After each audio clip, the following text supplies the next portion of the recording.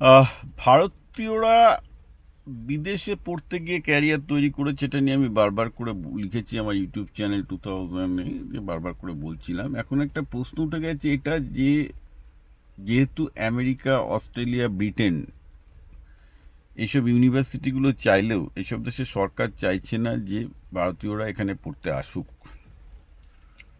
আমেরিকাতে খোদ Indian student down by 75% last কোয়ার্টারে। ওকে, একটা স্ট্যাটিস্টিক্স দিই। 2016 সালে 4 লাখ ভারতীয় বাইরে পড়তে যেত। 2024 সালে সেই সংখ্যাটা বেড়ে দাঁড়িয়েছে 16 লাখ। লাস্ট 2 বছরে একটু কমেছে ইমিগ্রেশন, ইউএসতে ক্র্যাকডাউনের জন্য। এর দুটো কারণ ছিল। এক হচ্ছে এই যে অবভিয়াসলি ইন্ডিয়াতে ইকোনমিক সিচুয়েশন, বিজেপি আসলে বিজেপি নিজেই যতই ঢাক পেটাপেট না কেন, ফ্যাক্ট ইজ কম ছিল, মানে ভালো ছেলেপেলেদের অপরচুনিটি।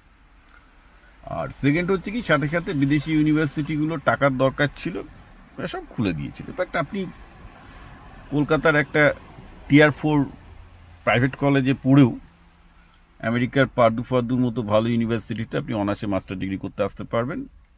আমাদের এখানেও আসতে পারবেন, সব টাকার ব্যাপার। টাকা দিতে পারলে মাস্টার ডিগ্রিতে কোনো প্রবলেম ছিল না। ওকে, অল সেট। টাকা, গিফট টাকা। অনেক জিজ্ঞেস করে ইউএসএতে পড়তে আসবে, কী দরকার? টাকা আছে বাবার, কোনো অসুবিধা নেই, বাবার টাকা থাকতেই হবে। এটা সেই সিচুয়েশন চলে গেছে। কিন্তু তারপর অবভিয়াসলি ট্রাম্প অ্যাডমিনিস্ট্রেশন ক্র্যাকডাউন করা শুরু করে, এখন সব থেমে গেছে। কেন ক্র্যাকডাউন? কারণ ধরুন 1 কোটি টাকা দিয়ে লোন নিয়ে পড়তে এলো, তারপর কি? তারপর ইউএসএতে চাকরি পাই নেক্সট ইম্পসিবল। ওপিটি থেকে শুরু করে H1B থেকে শুরু করে গ্রিন কার্ড সব দেখাতেই বাঁচ দিয়ে দিয়েছে ইমিগ্রেশন থেকে। So it's not going to happen.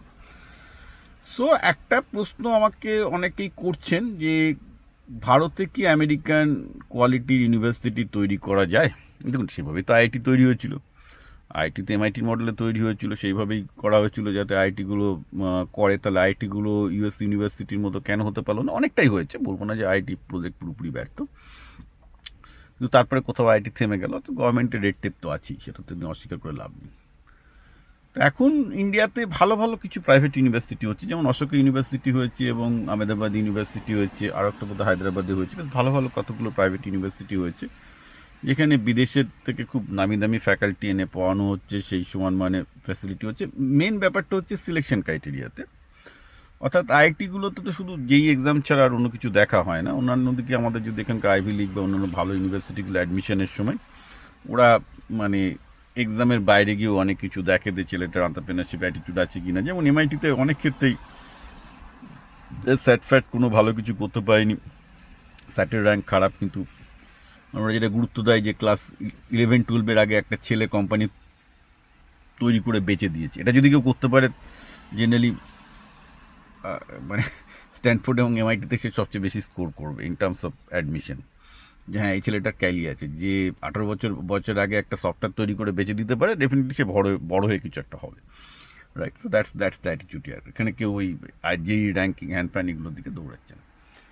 এই টাইপের আর কি যে জিনিসগুলো, যে যে বেসিক্যালি না মানে ওই মার্কস ওরিয়েন্টেড, এক্সাম ওরিয়েন্টেড, কতগুলো প্রশ্নের উত্তর দিতে পারলেই সে একটা ছেলে জীবনে সফল হবে তা তো নয়। কারণ জীবনে সফল হওয়াটা অনেক কঠিন ব্যাপার।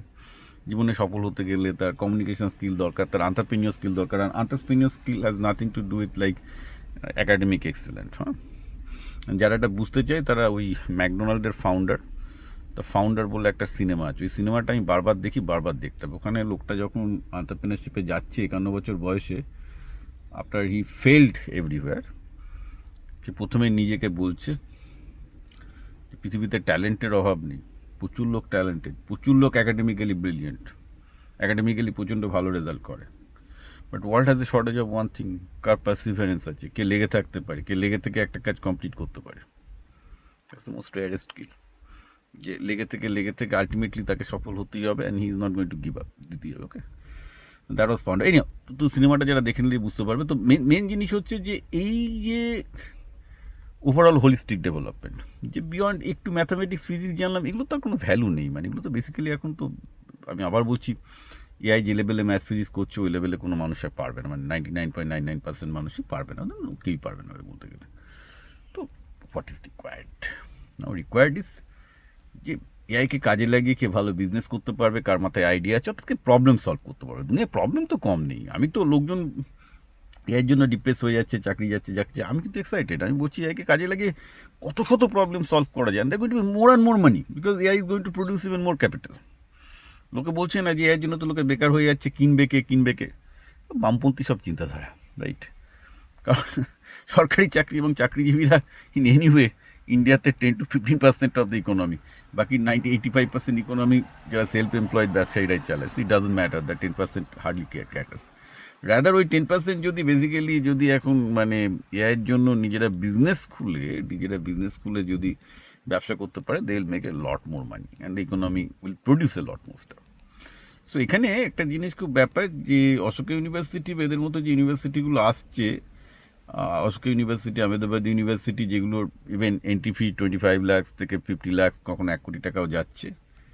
সো অনেকেই জিজ্ঞাসা করেন ইজ ইট ওয়ার্থ, কারণ এটা তো বিদেশে পড়ার সমান খরচ, রাইট?